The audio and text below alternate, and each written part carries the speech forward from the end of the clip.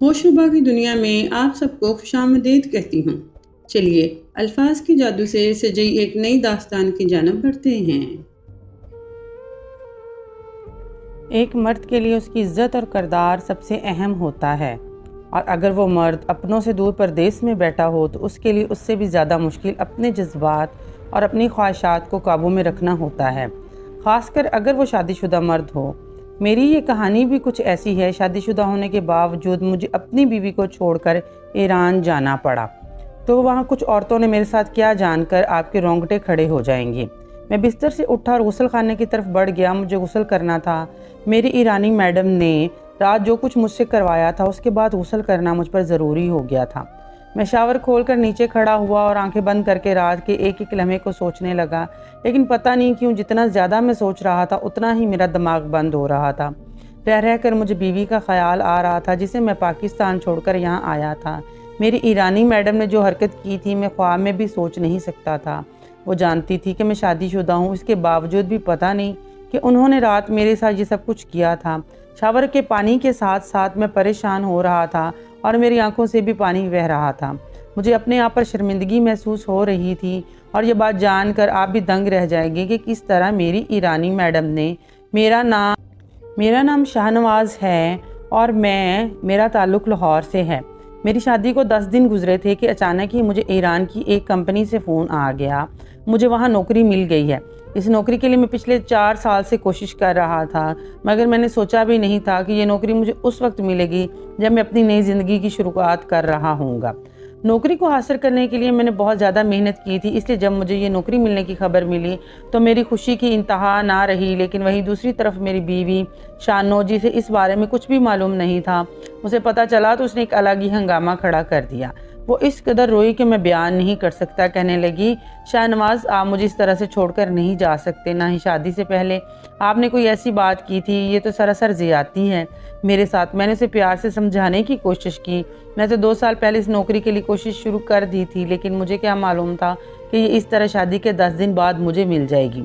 ये सब तो तुम्हारे नसीब में मुझे मिल रहा है। देखो, मैं ईरान जाऊंगा तो हम दोनों के नसीब बदलेंगे। शानो ने फ़ौरन इनकार कर दिया। कहने लगी, मुझे ऐसा पैसा नहीं चाहिए जिसके लिए आपसे दूर रहना पड़े।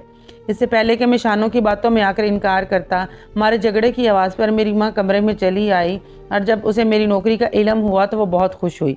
मेरे हाथ चूमकर कहने लगी, शाहनवाज़, हरगिज़ भी इनकार ना करना। तुम्हारी ये नौकरी सिर्फ तुम्हारे लिए ही नहीं बल्कि तुम्हारी बीवी, तुम्हारी बहनों और तुम्हारे आने वाले बच्चों के हक़ में भी बहुत बेहतर साबित होगी। अभी शादी के लिए छोटी 3 बहनें घर बैठी हैं और फिर सोचो कल को तुम्हारे बच्चे होंगे तो इस महंगाई के दौर में तुम कैसे उनके खर्चे उठाओगे।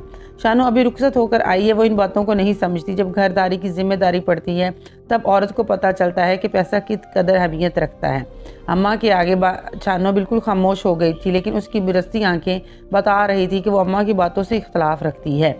एक तरफ माँ थी जो चाहती थी कि मैं मुस्तकबिल की खुशियों की तलाश में परदेश चला जाऊं, और दूसरी तरफ बीवी थी। जब कुछ समझ ना आया तो मैं घर से बाहर निकल पड़ा। ऐसे में अपने एक दोस्त के घर पहुंचा तो वो बहुत परेशान बैठा था। मेरे पूछने पर कहने लगा, यार, मुल्क के हालात इतने ख़राब हैं, कुछ समझ नहीं आता। अचानक ही मेरी नौकरी छूट गई है। बताओ ऐसे हालात में क्या करूँ। 2 बच्चों का साथ है, मैं तो बहुत परेशान हूँ। दिल चाहता है अपनी जान ले लूँ। उसकी बात सुनकर मुझे बहुत ज़्यादा फिक्र सताने लगी थी। मैं उसको तसल्ली तो दी, लेकिन मुझे यही लग रहा था कि अब इस मुल्क में रहकर नौकरी करना बहुत मुश्किल है। जितनी भी मेहनत कर ली जाए, महंगाई की बढ़ती हुई शरह की वजह से खर्चा उठाना मुमकिन नहीं रहा। और बस उसी लम्हे मैंने फैसला कर लिया कि मैं अपनी और शानो के बेहतर मुस्तकबिल के लिए ये कदम उठाऊँगा।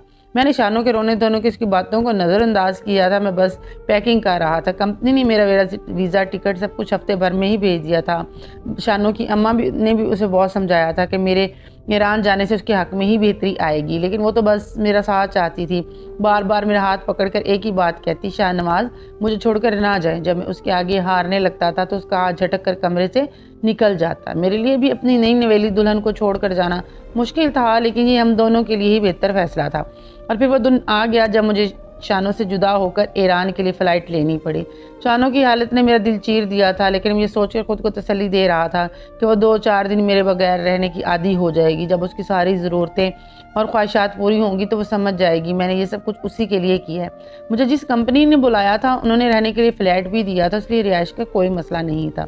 कई घंटों की फ़्लैट के बाद जब मैं यहाँ पहुँचा तो सबसे पहले मैंने घर पर ही फ़ोन लगाया था। शानो ने मुझसे बात नहीं की थी, वो सख्त नाराज़ थी। अम्मा ने मुझे तसल्ली दी, कहने लगी फ़िक्र ना करो, कुछ दिन की बात है, मैं इसे खुद संभाल लूँगी। अम्मा से खैर खैरियत हुई और मुझे फ़ोन रखना पड़ा। शानो की इस रवैये ने मेरा दिल दुखाया था। मैं सोच भी नहीं सकता था कि वो इस कदर ज़िद्दी साबित होगी। बात दरअसल ये थी कि मैं और शानो बचपन से एक दूसरे को प्यार करते थे। वो मेरी खाला की बेटी थी और मैं उसकी खाला का बेटा था। तो हम दोनों खालाजाद एक दूसरे से मोहब्बत करते थे। हम एक ही कॉलेज में पढ़ते थे, एक ही यूनिवर्सिटी में पढ़ते थे। जब हमारी शादी की बात चली तो हम दोनों बहुत खुश थे और फिर रज़ामंदी के साथ हमारी शादी कर दी गई थी। हमने इस अरसे के लिए सबको मनाने में बहुत तगदो की थी, क्योंकि जो मेरे खालू थे वो इस बात को नहीं मानते थे। वो अपने भतीजे के साथ शानो की शादी करना चाहते थे, लेकिन शानो मुझे पसंद करती थी। शानो और मैं छुप छुप कर मिलते थे और हमने ऐसी कोई हद पार नहीं की थी जिसकी वजह से हमें शर्मिंदा होना पड़े, और इस तरह से हमारी शादी कर दी गई थी। अब मेरी मजबूरियां समझकर मेरा साथ देने के लिए वो मज़ीद मेरे लिए मुश्किल खड़ी कर रही थी। पहले दिन तो मैंने आराम किया और दूसरे दिन एक कंपनी पहुंच गया जहां मुझे हायर किया गया था।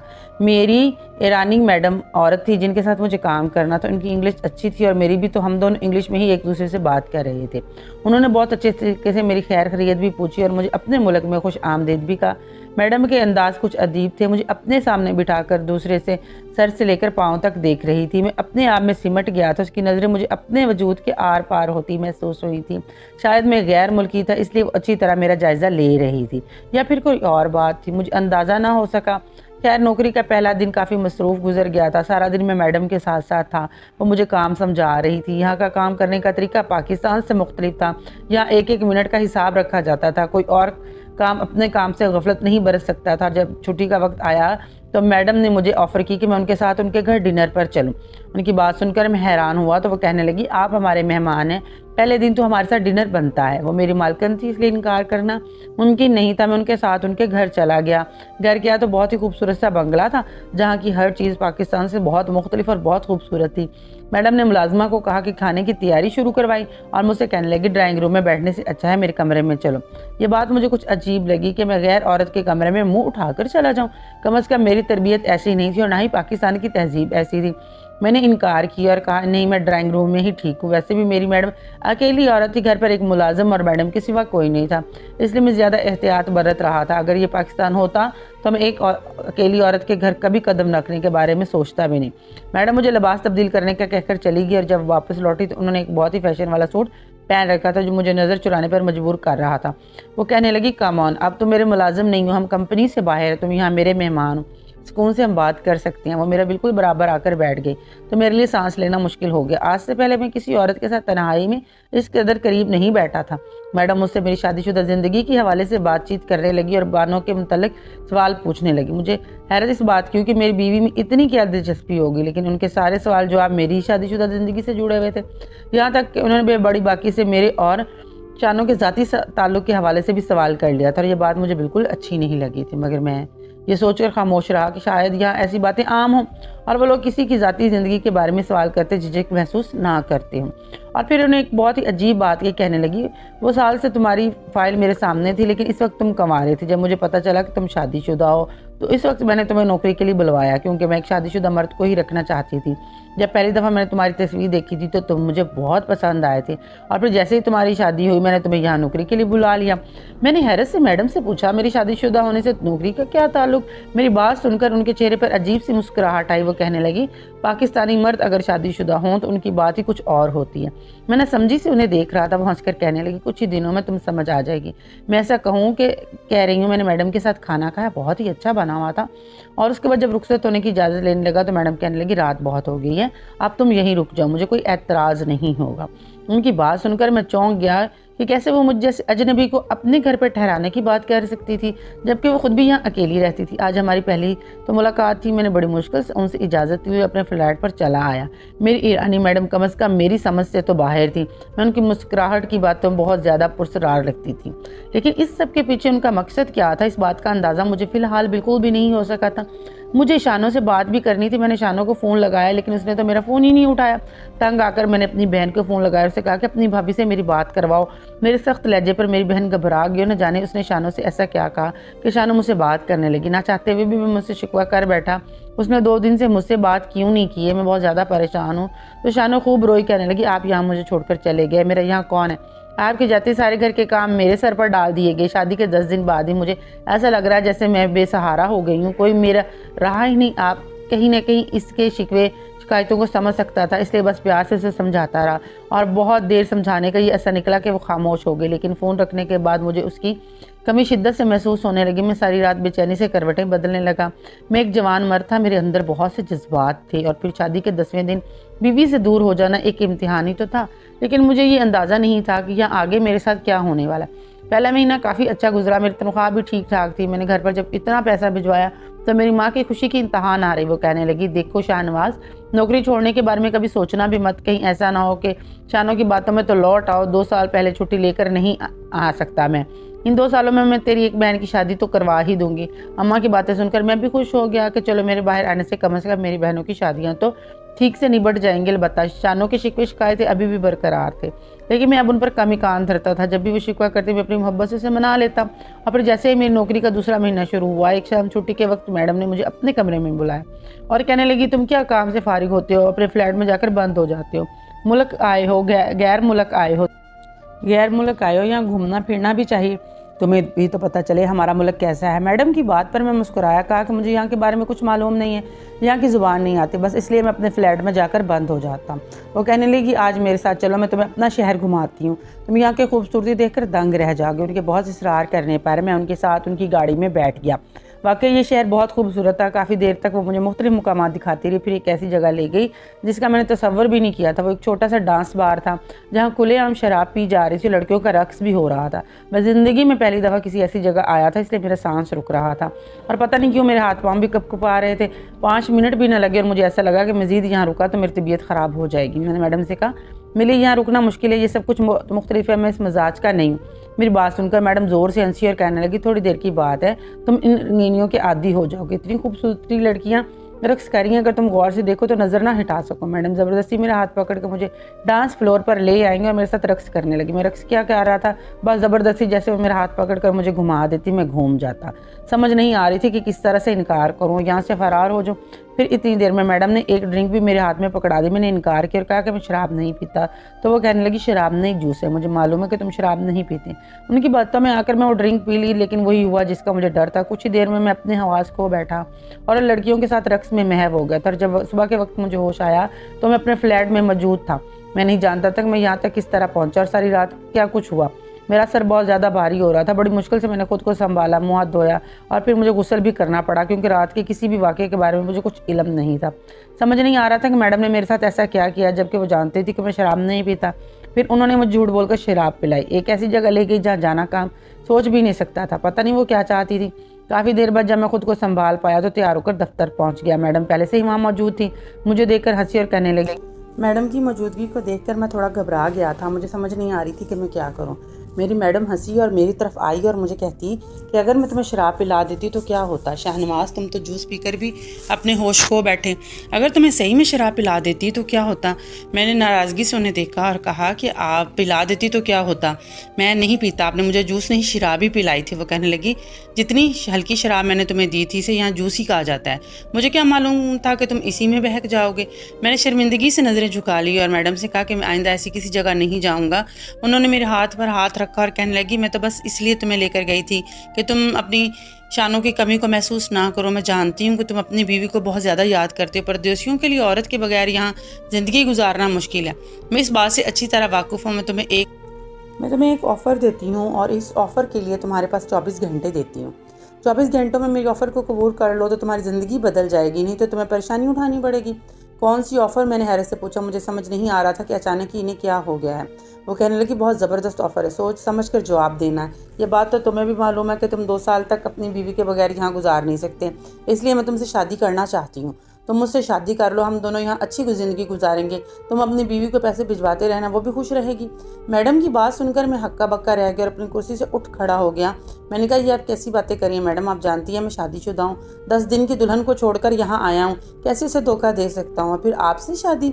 वो मुस्कुराई और कहने लगी, तुम्हारे पास 24 घंटे, अच्छी तरह सोच लो वरना तुम्हारी रात वाली सारी वीडियोस मेरे पास है, किस तरह तुम नशे में बहकर इन औरतों के साथ अपनी ख्वाहिशात पूरी कर रहे थे। मैं सारी वीडियोस तुम्हारी बीवी को भिजवा दूंगी और फिर तुम उसको जवाब देते रहना, तुम्हारी शादीशुदा ज़िंदगी पूरी ख़त्म हो जाएगी और मैं भी तुम्हें यहाँ से निकाल कर वापस तुम्हारे मुल्क भिजवा दूंगी, तो तुम्हें वहाँ नौकरी भी नहीं मिलेगी, तुम हर तरह से नुकसान उठाओगे, इससे अच्छा है कि तुम मुझसे शादी कर लो। मैडम खुल्लम खुल्ला मुझे ब्लैकमेल कर रही थी और मैं उन्हें आंखें फाड़ कर देख रहा था। मैं सोच भी नहीं सकता था कि ये ईरानी औरतें इस कदर चालाक होंगी, लेकिन मैडम मुझसे ही शादी क्यों करना चाहती थी। यहाँ एक से एक बढ़कर मर्द था और उन्हें तो कोई भी मिल सकता था और जवान भी थे और पैसे वाले भी थे, लेकिन पता नहीं क्यों वो मुझसे ही शादी करने की ख्वाहिशमंद थी। बिना कोई जवाब दिए उनके ऑफिस से बाहर निकल आया था। यहाँ 1-2 दिन और भी पाकिस्तानी मर्द थे। मुझे परेशान देखकर उनमें से एक पूछने लगा, क्या बात है शाहनवाज भाई, आपको क्या हो गया है? जब कुछ समझ नहीं आया, परदेश में अपने देश का बंदा मिला तो मैं उसके सामने अपने दिल का बोझ हल्का करने बैठ गया। मेरी बात सुनकर वो हंसने लगा और कहने लगा, मालकिन ऐसी ही है, ऐसे पाकिस्तानी शादीशुदा मर्दों में बहुत दिलचस्पी है, आप इसके कोई पहले शौहर थोड़ी होंगे। इससे पहले भी वो यहाँ से बहुत से पाकिस्तानी मर्दों से शादी कर चुकी हैं। इस बात को सुनकर मेरे होश उड़ गए। ये कैसी औरत थी जो पहले भी कई शादियाँ कर चुकी थी। फिर से पाकिस्तानी शख्स ने मुझे शुरू से आखिर तक सारी कहानी सुनाई कि दरअसल मालकर ने पहली शादी सचमुच में मोहब्बत से की थी और वो एक पाकिस्तानी शख्स था। उसकी खातिर मालकर ने क्या कुछ नहीं किया था, अपने माँ बाप तक छोड़ दिए थे, लेकिन उस शख्स ने मालकर से बहुत सारी दौलत समेटी और फिर ये कहकर वापस पाकिस्तान रवाना हो गया कि वहाँ पर अपनी बीवी को छोड़कर आया था। ये बात मालकिन के दिल में ऐसी चुभी कि उन्होंने इस आदमी की हरकत का बदला हर पाकिस्तानी शख्स से लेना शुरू कर दिया। मालकिन बहुत दुख से ये बात करती है, लेकिन पाकिस्तानी शादीशुदा नौजवानों को नौकरी पर रखती है जो जवान होने के साथ साथ खूबसूरत भी होते हैं। फिर उनकी कोई ना कोई हरकत अपने पास महफूज करके उन्हें शादी के लिए मजबूर करती है और फिर शादी के कुछ अरसे बाद खुद ही छोड़ देती है। आप बेफिक्र होकर से शादी कर ले, कुछ दिनों की बात है वो खुद आपसे अलग हो जाएंगी, वरना दूसरी सूरत में आपको नौकरी से भी निकाल दिया जाएगा और बीवी से भी, क्योंकि मालकिन सचमुच में सारे सबूत आपकी बीवी को पहुंचा देगी। जमशेद की बात सुनकर मेरी मजीद जान निकल गई थी। मैं बहुत ही ज़्यादा मुश्किल में पड़ गया था।